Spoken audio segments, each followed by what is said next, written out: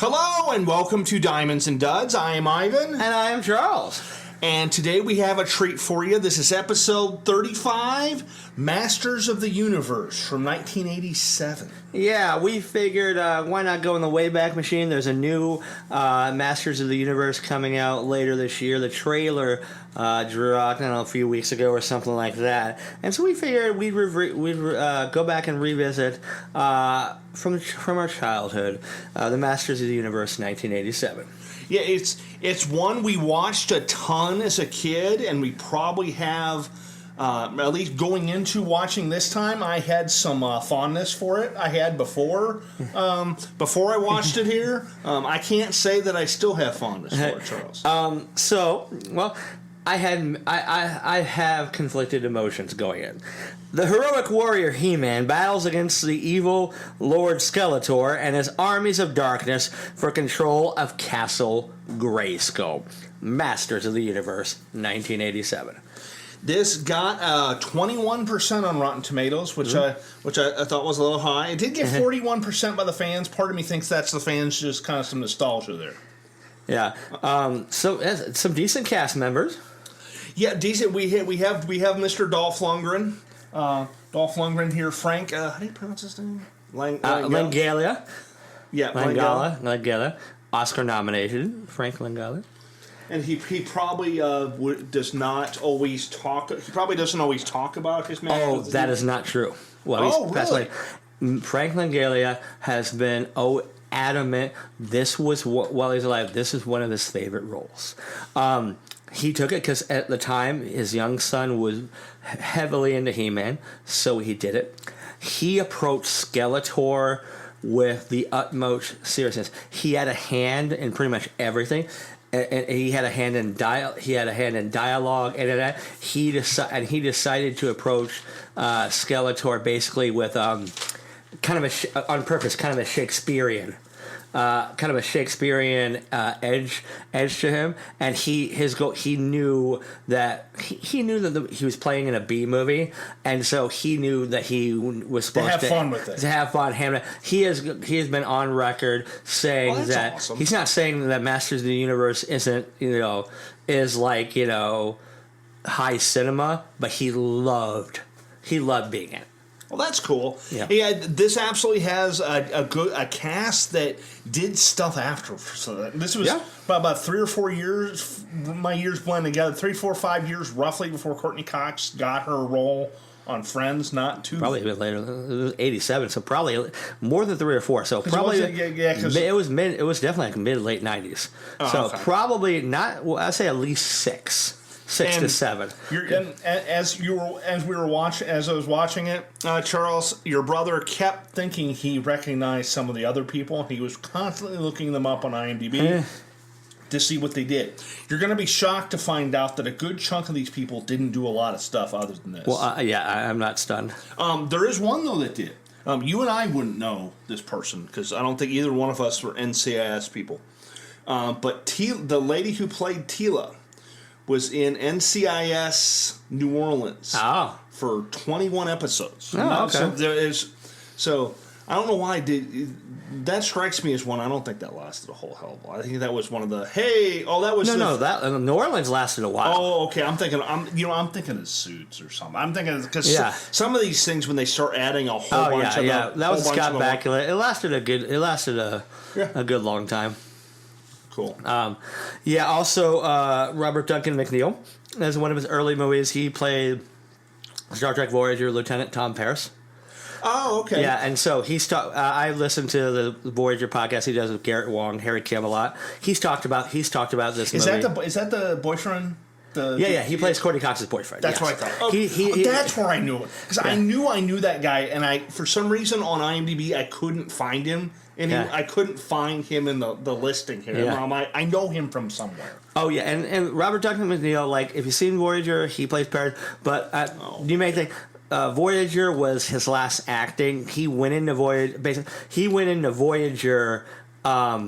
knowing that he had no interest in acting post Voyager. He's now a director, creator. He was the creator and creative force behind Resident Alien with Alan Tudyk just recently.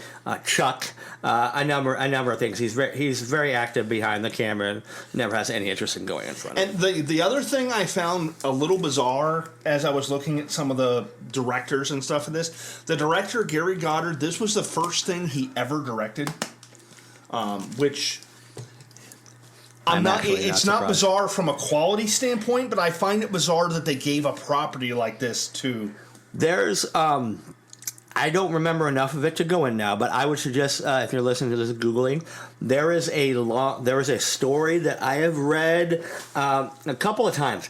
The company that made Masters of the Universe, there's some aspect to them. That company was a little shady. The way they pumped things. I want to say it may be. I might be wrong, but I want to say it may even be the same company that later did like Superman 4 stuff like that. Is that the okay? Yeah, I know. So what I'm talking there's. about. I might be wrong. But there's a story with involving the company that made and low budget Masters of the Universe stuff. Okay, because we always kind of joke around about that with some of the bad movies we watch. Yeah. The thing he directed after Masters of the Universe, Charles, is Jurassic Park: The Ride pre-show video. 9 years later. Yeah. Before he did this, he wrote a chunk of the Captain Power TV show, which is fine. It had because obviously if you write that many episodes, they were. But yeah, the other thing I'll say is that I did look up some of the Rotten Tomatoes. What do you call it? Quotes from some critics here. From the top critic Bob Morris. If nothing else, we can thank Dolph Lundgren for making sure that there are no more Rambo movies in the near future. It's just, the critics hated this. Yeah, I was surprised the critics got to 21. Yeah. So before we get into it, I need to set the stage here. Okay. In the nowadays, I know there's been other versions. Kevin Smith has had a couple, basically Netflix versions that some like. But in 1987, He-Man was huge. He-Man was huge. Ivan and I, we were both hugely into He-Man. We had a huge He-Man character collection. We had Castle Grayskull that my mom had gotten at a garage sale, I think. We were big, and 87 was the height. I think, was really, really the height. I was 6, Ivan was 8. And so we were excited to go into this. Now, here's my memory just after 90 seconds into the movie. Okay? So, like, a 6-year-old, all right, I'm seeing fucking He-Man. Yes. We're like, yeah. We go in, Q in Eternia. Skeletor has fucking won. Almost everyone in the world is fucking dead. All those action figures that you own, they're fucking dead. They're all dead. And all those action figures you came to the movie theater wanting to see if you got to see one of your guys. Yeah. No, they're all fucking dead. Yeah. Skeletor's won. It's fucking over. And not only that, but Skeletor has a crap. All his minions are stormtroopers, only just in black, and everybody has a fucking gun. If you've never watched He-Man, you need to know guns aren't a thing in He-Man. They would have little blast. Every once in a while, someone would have because I vaguely remember blaster rays, but they weren't like a huge thing. Yeah, I mean, and so so it's just it would, and then. The entire movie takes place on Earth. It was like the first 15 minutes takes place in the Badlands or something like that in Arizona, and then it just goes straight to Earth. Yeah, part of me died in 1987, 2 minutes into that movie. Part of my soul died. And so everything's over, everything's done. It's just He-Man runs into, Man-at-Arms and Teela. Yeah, he runs into Man because it's basically is that Skeletor needs He-Man to finish winning, but also he just sort of has an inferiority complex because he know He-Man can kind of kick his ass, Yeah. and so he wants to like torture him. Is kind of what it felt like. And it's like, hey, you need to go find He-Man and like Yeah, and so I will say for a low budget movie, the characters in terms of like outfits, I mean, Man at Arms and Teela more or less looked like Man at Arms and Teela. Yeah, they were fine. To a detriment, Dolph Lundgren did. Dolph Lundgren spends this entire goddamn movie in a diaper. You know, I mean, and he looks like He-Man. Now, I mean, he looks the part of He-Man. Now, I will say, I personally feel that in a lot of cases, a lot of the hits that I'm going to like lay against this movie, most of them don't fall into the acting realm, with the exception of one person, and that person is in fact Dolph Lundgren. Oh yeah, Everybody else, really, there isn't a whole lot of issues. There wasn't a lot of issues acting wise because also they did fine with what they were given. Yeah, exactly. It's a B movie. You know, is this Courtney Cox's best role? No, but she was probably like 19, 20 years old or something. Yeah, one of her first jobs. It was one of her first jobs, and I wouldn't be surprised if this is a giant chunk of what got her. What do you call it? It's just what got. Seeing her in a movie like this, at least, is probably what at least got her some of the auditions and shit for Friends, because maybe the guy, what was it? Oh god, maybe the Counting Crows guy was a He-Man fan, because I know that was one of the big things, the video or whatever. Yeah, Long December, I think, right? Oh yeah, yeah. Like she was in the Long December video. I think I don't know if that was during Friends or not. Yeah, that was during the early part of that was during the early part of Friends, but like because she did the only thing she had done before this. Also, I believe she was the person who got pulled up from the crowd for your favorite musician. What was Dad's favorite musician? Tom Petty. No. The other one, the one, oh, Springsteen. Springsteen, oh, yeah.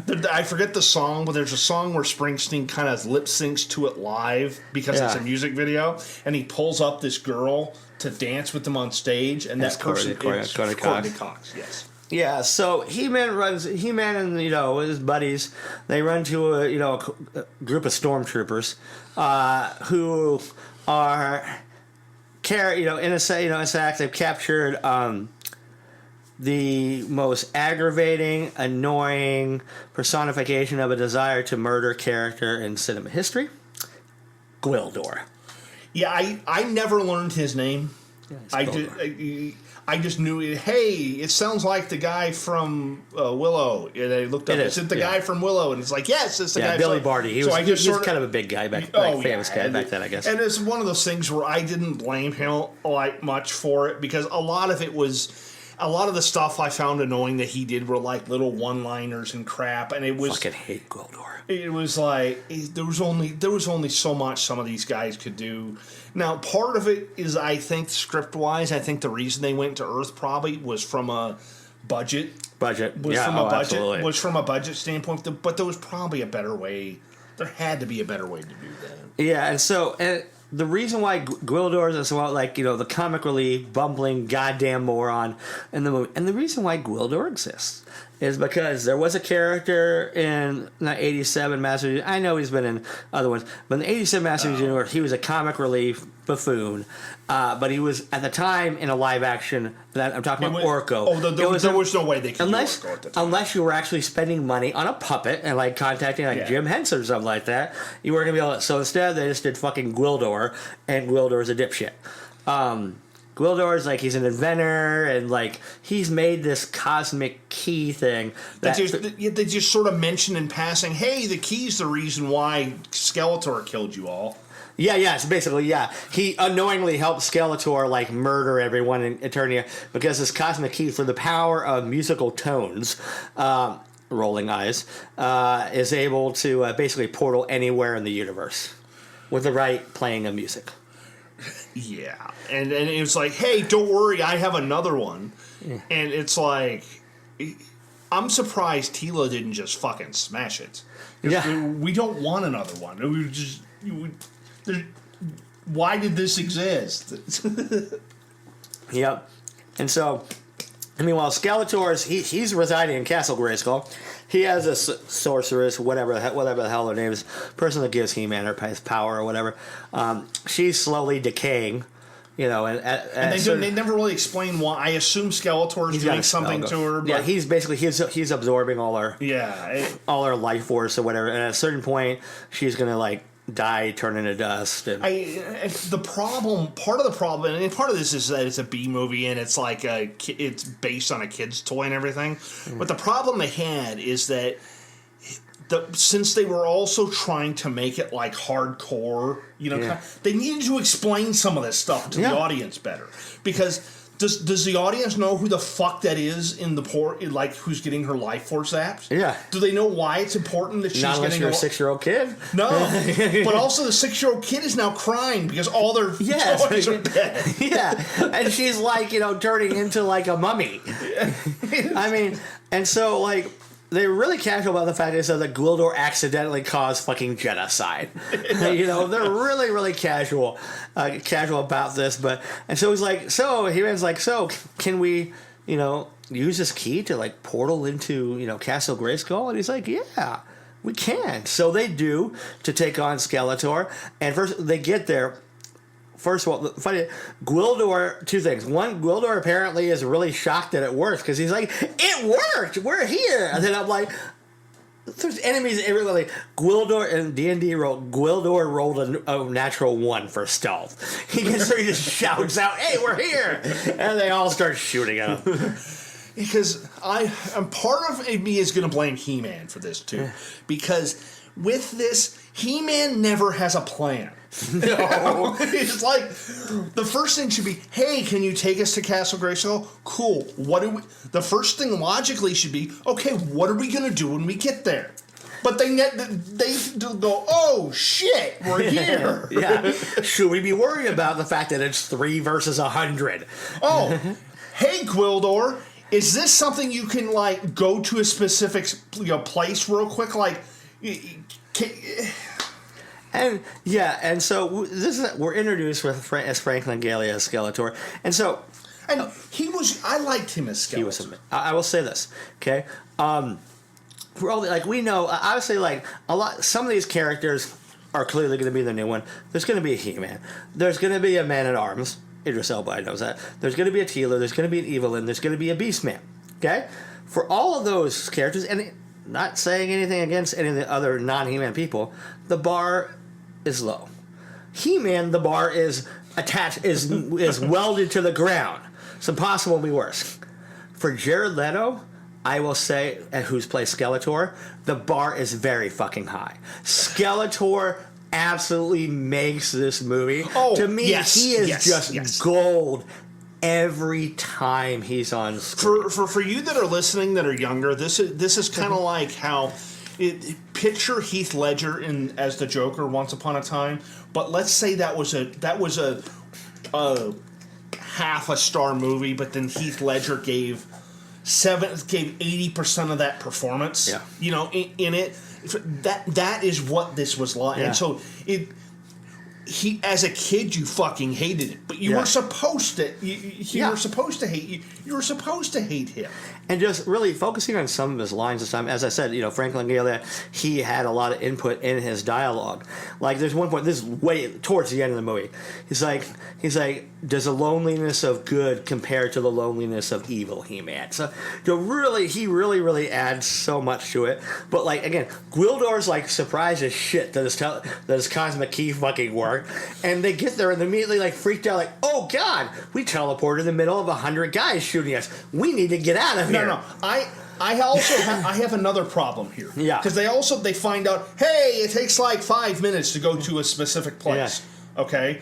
It's established later that you can just press a bunch of random shit and you go somewhere random. Yeah. Now, shouldn't they have just pressed a bunch of random shit and gone somewhere random and then simply teleported in the way they did later in the movie? Yeah. Yeah, and not for the last time I wrote down in my notes, fucking Gwildor. And there were, because I also think part of this was they felt they needed comic relief, which they just stuff. And I didn't write a lot of Gwildor stuff in my notes because he was annoying the shit out of me. But part of there are times where like Man at Arms and Tila are like really intense, but then they'll just be laughing randomly. Yes, it's like guys, your world is genocide occurred. Pick a lane. Yeah. Yeah, I mean, I agree. So No, I have a question for you. Yes. What I would like to see in the new He-Man, Yeah. I think it'd be really funny. Okay, now, you know how there's the 3 random mercenaries, okay, that were with Beastman, you know, that went back to Earth. Okay, Yeah. Obviously Beastman's going to be in the new He-Man. Yeah. Okay, what I would like to see is one of the other 3 just in the background of a scene. I'm pretty sure Blade. Well, the Blade. We'll talk about Blade in a minute. Yeah. The Blade guy's not an actor, really, per se. No. I mean, he's still around. No. What I would like to say, not even necessarily. I'm thinking the character. Oh, okay, I think it'd yeah. be really funny, like not have a speaking part, and not even, but like just for people who are fan of this movie, one of the 3. Then I think it'd be really funny if it was like the weird reptile guy that just sort of got murdered for no reason. Yeah. Which we'll talk about in a second. Yeah. So they, basically their random jumping into Castle Grayskull fails fucking miserably, and so they get the hell out of Dodge. And Skeletor briefly gets the key, but then a hook shot is fired again. And so basically, when they get to Earth, they're separated from the key. Yeah, basically, they needed to orchestrate a way for them to not just have the key and go straight back. Is basically what they. And here's where we meet our 2 main humans. 2 of the main humans in the movie. Courtney Cox. Young Courtney Cox is Julie. Her parents have recently died. She's about to leave town, and her boyfriend Kevin, who is Robert Duncan McNeil, future pilot on Star Trek Voyager, and so he's going to take her to the airport or wherever it is, a bus station, I don't remember, and they go to the cemetery and they find the cosmic key. They find the cosmic key. She's basically working at a fast food place, but she needs a new start on life because her parents had died the year before in a nasty plane crash that she feels is her fault. We find out, not to sound bad, is that I understand why she thinks of it as her fault. Because of her, they went on that flight, but it's not her fault it crashed, kind of thing. So so they find that cosmic key, and then unbeknownst to them, they start pressing buttons, but apparently there's like a tracking device on this damn thing. Yeah.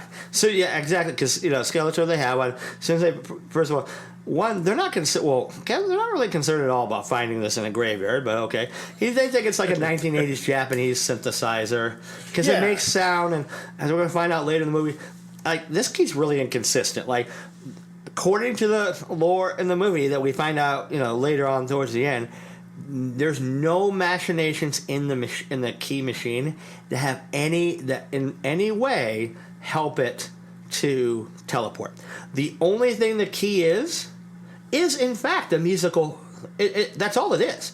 It's just a musical device, because as they explain later on, you can use a fucking keyboard it's just the sounds. Yeah, which is not really I think as they consistent. got to the end, they're like, "Okay, guys, we need to stretch this out for another 5-10 minutes. How can we do that?" Yeah. So and then also, like, He-Man, all them, they're starting to look, and they really suck at looking, because they're like, all right, we'll each take we each take a different sector, and like 4 different, but they all fucking end up at the Rib Shack. They all end up they all end up at the Rib Shack, which must be in the middle of the X, the X of the 4 sectors or something. And it's this movie doesn't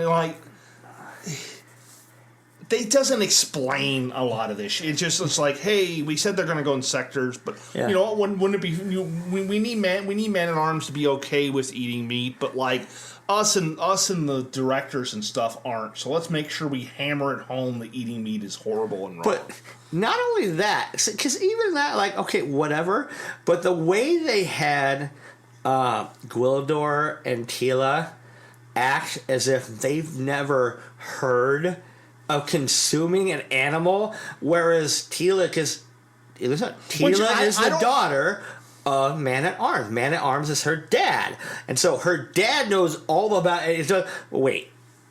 It doesn't. But she's never heard of eating meat. But Dad's very familiar with it in the field and this and that. Like that doesn't jive.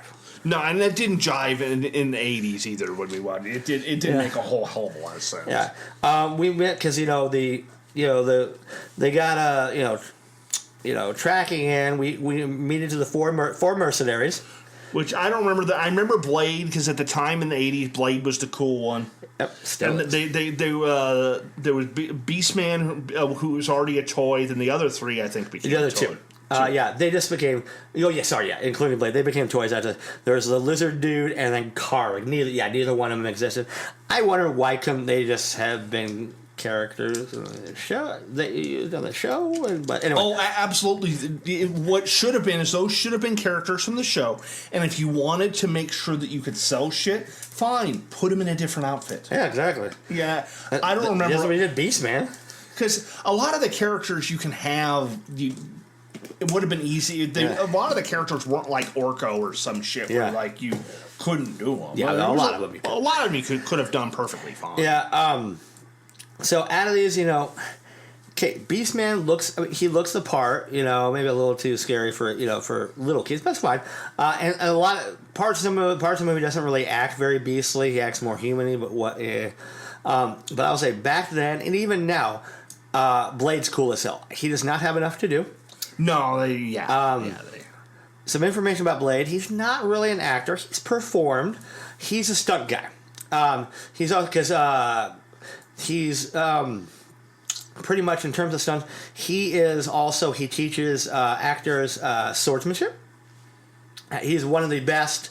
He's one of the best swordsmen there is, and there's nobody better at teaching actors, performers how to sword fight. Which then the juxtaposition and just shows, whereas Dolph Lundgren is a worse in terms of moving around a sword. No one's ever been worse on screen.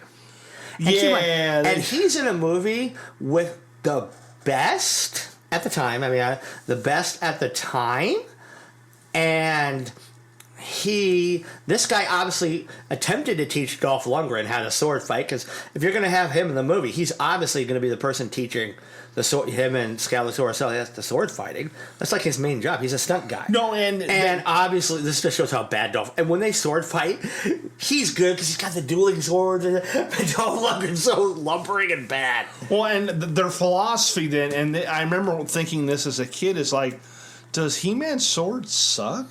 It's basically their counter for this is, okay, we can't let Dolph Lundgren use this sword much because he looks like an asshole. So we're gonna have He-Man use a gun a lot and just sort of basically. But as I'm looking at that Blade guy, Charles, his credits. Yeah. He was in 3 episodes of Arrested Development. Mr. F. Mr. F. Yes, a lot of his don't require a whole lot of talking. He does a lot of roles where there's a lot of stunt type stuff. Yeah. He had a few roles in Voyager.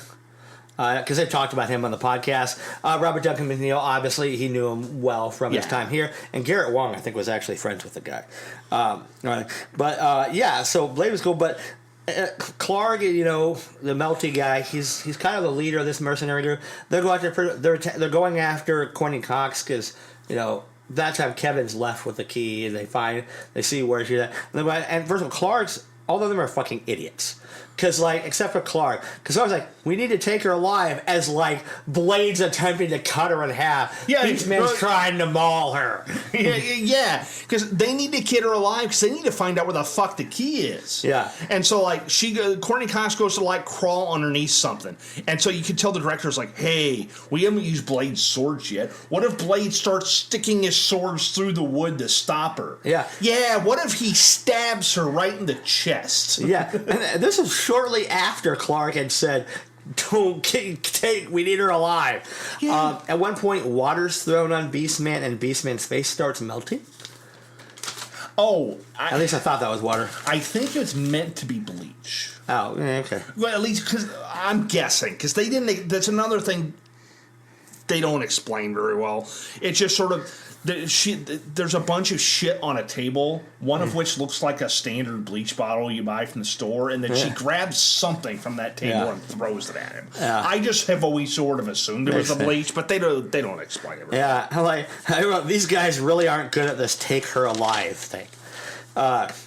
And He-Man starts coming, and He-Man like walking down the street and shit. Like, gee, like your outfit on Earth wouldn't draw any attention at all. Like, he's wearing a fucking diaper that you can just like is designed to extenuate Dolph Lundgren's dog. Like, someone's like they've asked Dolph, in the whole lead up to this new one. Oh, do you have a role in this? Do you have a cameo? He's played coy. He's just said, maybe who knows what to say. It's like I would do it. Like if I did a role. It can't be the same role because I'm not wearing a goddamn diaper, like I did the first time. I don't know if I'd want to have 70-year-old Dolph in a diaper, either. Yeah. But the one thing I will say from prior stuff I've said on this podcast that I get annoyed with, is that this movie at times tried to knew they were going to do stupid shit later, and so they explained it. Yeah. And so at least, like, before they left, at least they said, hey, we can find each other. It may not have made much sense, but at least they said, hey, Charles, I'm going to be able to find you. Because there's numerous parts in this movie where it's like, hey, yeah, we need this to be like an hour 45, and so we can't spend 5 minutes figuring out how Man-at-Arms finds Teela. So just, he's there. Yeah. And so, like, during this fight, like, at one point, He-Man throws, and I didn't get this as a kid, he throws a sword at Clark and, like, and it goes into it. Okay, and now, they don't really go into it in the movie, that's fine. But, like, the whole lore behind He-Man is, like, the sword gives him his power. The sword gives him his power. Now, like, and I'm not saying, he's not in contact with it, something should have happened. My thought is, Clark, like the head of the mercenaries, now he has unrestricted access to He-Man's fucking sword that's an inch from him. Why the fuck didn't Clark just grab the sword and then go back? And you know what happens now? Credits. That's what would have been next. Credits. The movie's over. Yes. He can't do shit without his sword. But like, I never got that. Like his sword. Like they didn't even show. Like they didn't even. Even if you're doing a frame of like him trying to pull it out, but it didn't work. He doesn't even fucking try. You easily could have made it a quick little comic relief. Yeah. So basically, the bad guys go away. Julie accepts what's going on from the He-Man stuff really, really easily. Yeah, they just sort of like off-screen He-Man explains all of Eternia to her. Yeah. And when Kevin starts going, hey guys, I don't fucking like this. This is creepy as shit. I want to grab my girlfriend and get the fuck out of here. Yeah. Courtney Cox is like, hold on, I'll explain all that stuff to you off-screen. Yeah. And like I wrote here, Kevin left Julie for 5 minutes at the school, and the school fucking burned down. Because they're supposed to be seniors in high school, I think. We all think it's the ball principal from Back to the Future. This time playing a cop, cop guy. And here's another inconsistency here. They make it a clear point that Eternia is like Star Trek level advanced in many ways of in terms of technology. They're running on primitive combustion thing, but they fucking call a car a land boat. Yeah. And He-Man wears a loincloth. Yeah, and and by the way, in my notes I just called him Strickland the whole time. Yeah. And so like Skeletor, meanwhile, Clark's trying to say, ooh, to the army. And, like, Skeletor's pissed and he kills Lizard Man. Okay, Lizard Man sucked anyway. Yeah, I think it was like, hey, Lizard Man kind of sucks and we have too many people. And at this point, also, that Skeletor and his group are getting ready to go back. Yeah. I thought, because I didn't remember a ton about, like, because I assumed there was a bunch of shit in here that I just didn't remember as a kid, or, like, subtle references and stuff. Did you also catch the really fucking weird relationship between Evil Lyn and Skeletor? Yeah. Especially during this scene. It's like Evil Lyn was getting very uncomfortable with Skeletor. Yeah, Is what it felt like. It's like Evil Lyn was getting very... I'm like, do I not? What I was thinking, I was thinking is, do I not remember Evil Lyn turning? Yeah. Is what I was. Is what I'm like. No, this movie's not that smart. Yeah, no. I want to say she was duplicitous in the show, but I don't remember enough.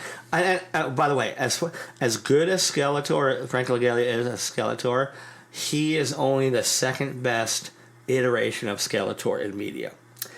To get the best, you need to watch Robot Chicken. Any Robot Chicken short with He-Man, that version of Skeletor is the absolute best. And anybody who's watching this that hasn't seen that, I'm sure you can find them everywhere. They're probably all over YouTube. Yeah, Robot Chicken, He-Man, it's great. It's just funny. So, like, then, like, she's trying to, she knows Kevin has a key, so, I mean, well, Kevin is now with the cop who's like, oh, you know, we're going to get, so, Kevin they're looking to find Julie. They go to Julie's house. Okay? They go to Julie's house to look for Julie. And Julie's looking for Kevin. Why does Julie call Kevin at her house? Kevin doesn't live there. No. Why did Julie call Kevin there? I have another question for you, Charles. Okay. We've established that Julie's in high school, right? Yeah. Okay. Julie's parents died about a year ago. Yeah. Okay. Who's watching over Julie? Yeah. And does she just sort of, like, pay the mortgage on that house? Yeah. It's... At this point, this part has the funniest bit in the movie, though. Intentionally. So, like, you know, they're trying to, you know, zone in, and, like, also, like, they put, you know, Kevin starts the microwave, and it's, like, also, like, the signal's being jammed. And, like, Skeletor or whoever is, like, remotely, like, all right, destroy it. And it just goes back, and the microwave spontaneously blows up. And stuff like that, it made it worth it as a kid. Stuff like that was funny made the rest of it fine. For when I watched that as a kid. Yeah, and so, again, all the bad guys, they get at Kevin, they kind of beat him up. They put, like, some kind of device around his neck that makes him, like, you know, tell them everything. Because at this point, he doesn't have the key. It's now gone to, like, his buddy. The music store has it at the moment. Yeah, because he takes it to Charlie at the music store because they understandably... He took it there because he took it there, right? Yeah, he took it there, like, because he thought he wanted to get his buddy's opinion on it. The good guys then, you know, the bad guys apparently just left Kevin there. And they, like, you know, take the thing off Kevin, and that's just where, Kevin's understandably freaked out. And it's like Kevin wants to fucking leave and, like, call Strickland, and it's like, guys... We need to call, like, the army and just get fucking tanks in here. And they're like, no, we'll explain it all off camera. You're good. Yep, and so we have, and then another, like, again, fuck you, Gwildor. Oh, we're gonna blend in now. Gwildor looks like fucking ridiculous with all the fucking clothes on, you know. And so they go, and they're like, all right, we'll go to the music place, and they do find the key. And Gwildor's like, again, so apparently all the keys got moved. How did that happen? Well, because I think what he's saying is like, hey, all the buttons got pushed. It's going to take me a while to figure out the status of the buttons. Yeah. But they established later that doesn't matter. Yeah. And so, like, they get basically, and so now, like, there's basically a big old showdown because all, like, the bad guys are now storming the store, and Man-at-Arms and He-Man with fucking guns, are like blowing the store. This music store Charlie's music store just gets fucking demolished. Oh, and by the way, do you notice they called this a mall? Oh, really? I didn't catch that. Wow. And who knows? Maybe in the 80s malls were outside too, which isn't very possible because we were young at the time. So maybe there were some malls that were like it's a music store at the mall, and it's like, it's not inside. Yeah, and so And then while like they're fighting, Baldy and Kevin are kind of aggressive with each other. They end up, and Gwildor's trying to get the key, basically getting rid, trying to input everything in the key, and they start fighting. Eventually, Gwildor loses his shit. And then Gwildor fucking tells him to shut the fuck up, and he's like, "Guys, I'm trying to save the universe. Fucking stop it!" Yeah, and while they're all distracted, that's where like Evelyn like makes tricks Julie, who gives up the key to Evelyn by pretending to be her dead mom. Yeah, which I thought was fine. They established that Evelyn would have known about the parents somehow via via being at her house. I'm like, okay, that's that doesn't make 100% sense. No, but at this point they needed to get the key back to Skeletor and this. Yeah, and so. So now there's ended up a fight scene. He-Man's flying on this flying saucer thing, and I wrote worst green screen ever. Now it was pretty bad. However, I'm going to give them a little bit of a pass since it was a green screen in 1987 that they were using for an extended period of time. This isn't like, hey, we're going to show something real quick. Yeah, kind of. This is like, hey, we're going to use this for like 5 minutes straight. Yeah. And so eventually, like Skeletor captures, Teela, Man-at-Arms, Julie. He captures everybody but He-Man, right? Yes, got everybody captured but He-Man. I have a problem. You keep going. I have a problem. And Julie's been hurt, like with I don't know. She's fucking poisoned. But before this, is that they go to like the top of a roof is what He-Man told them to do. Yeah. Okay. And then Skeletor somehow finds them up there, and then he sends 1,000 soldiers up there. Like literally, there's like 5,000 soldiers that get sent up there, and it's like He-Man goes and like sees them up there, but Courtney Cox yells, "Hey, it's a trap!" It wasn't a trap. It was just 5,000 soldiers guarding these guys. Yeah. And it's like, it wasn't. Yeah. And here's what I wrote down here: He-Man versus an army.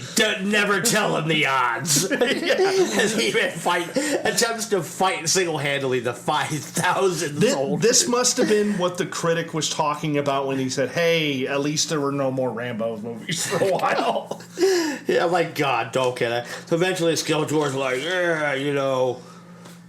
give me your sword, agree to be my slave, and I'll let him live.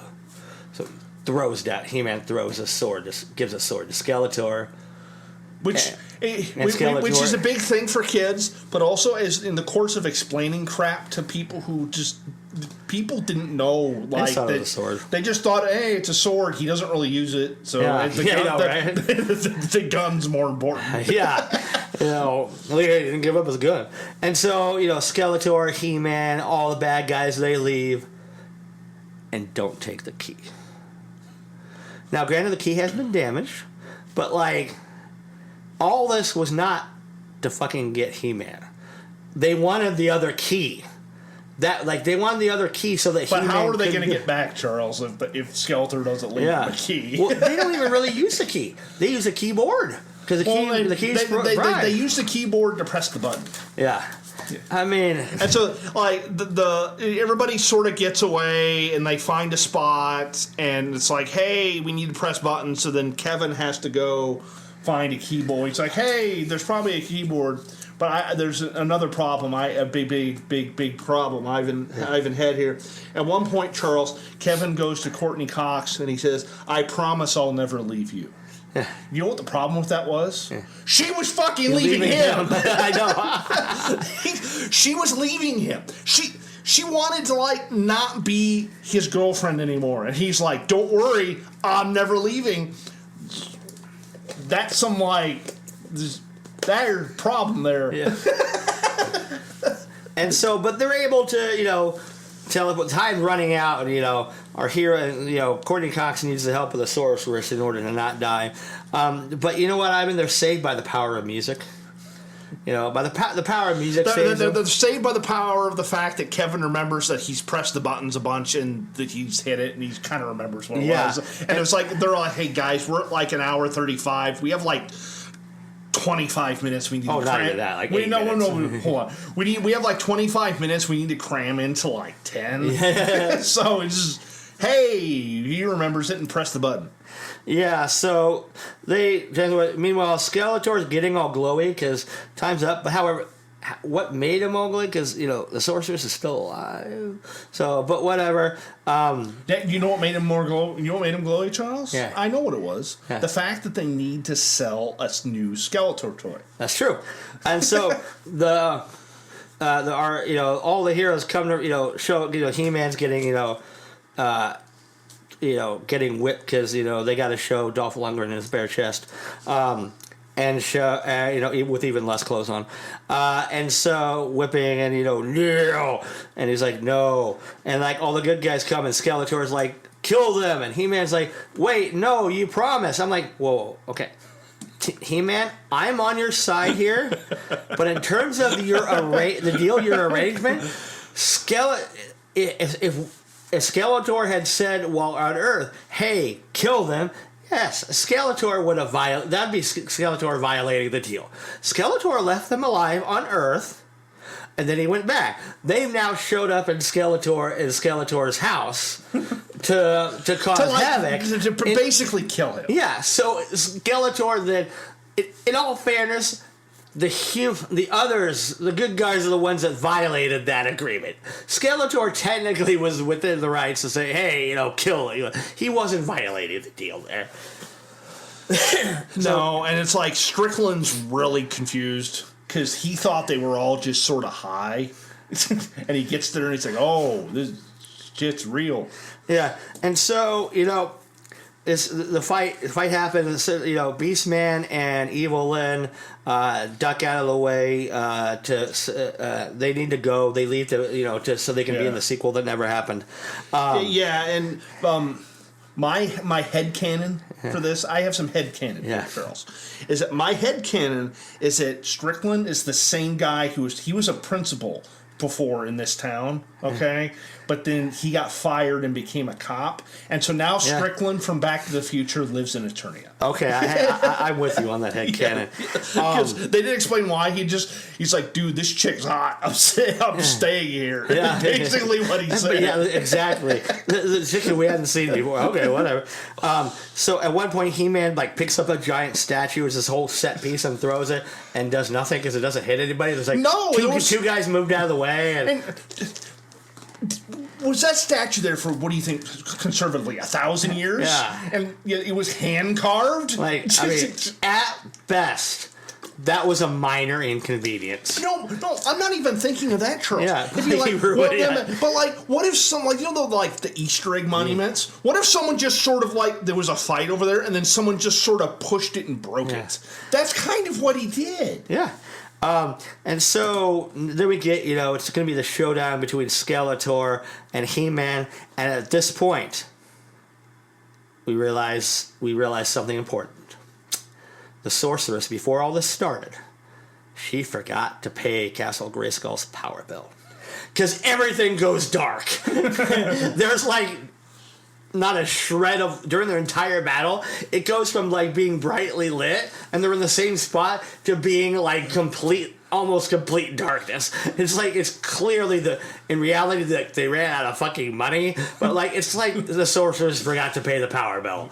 Cause and it was hey guys, there's a reason we said 10 minutes. Yeah. The lights are gonna turn off in 20. And so, basically, good wins, and Skeletor falls into the, I don't know, what is it, bad liquidy, deathy. It's hey, he's dead now. We'll bring him back if this is a hit. Yeah, and so Julie gets healed, and like you said, Strickland's yeah, I'm staying. And then Kevin and Julie get back. When did the key become a fucking time machine? Because they get sent back. They get sent back in time. But a year. A year. Yeah, they get sent back in time before her parents died so she can stop that. But at one point was the key a time machine. But here's the thing I think is the answer, Charles. Because I actually have an answer for this. Is that I don't think it's supposed to be the key. I think it's supposed to be the sorceress that does that. Okay, fair enough. But I don't think they explain that. I think my guess is that got cut for time. My guess is what's supposed to happen is the sorceress, the sorceress can do shit like this. Is what I think the answer is. But they like a lot of shit in this movie. They don't explain it very well. Yeah. And one thing to know, I should have mentioned. Yes, as a kid, I watched this all the time, but not one time was it with fondness. Every time as a kid, I fucking watch this a lot. Just like, fuck you. Fucking guns. But did you know, were you aware this movie has a post-credit scene? I did not. I did not know it until recently. I heard about it first like half a year to a year ago. So this viewing was the first time I'd ever seen. Apparently, it's a famous post-credit scene. Probably one of the earliest one.